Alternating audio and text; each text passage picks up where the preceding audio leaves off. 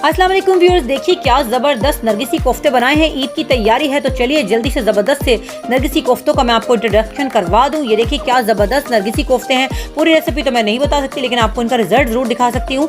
ये मैंने आज बनाए थे, इसके अंदर मसाला भर के भी कोफ्ते बनाए हुए मैं आपको दोनों का रिजल्ट चेक करवाती हूँ। नरगिसी कोफ्ते आपकी मेज़ पर शान बढ़ा देंगे। आपकी सबसे ज़बरदस्त रेसिपी यही होगी। ये देखिए कितने सॉफ्ट कोफ्ते हैं, बिल्कुल भी नहीं टूटे हैं। अंदर हमने अंडा उबला हुआ भरा होता है इसमें। ये नरगिसी कोफ्ते हैं, आँख जैसे लगते हैं दिखने में।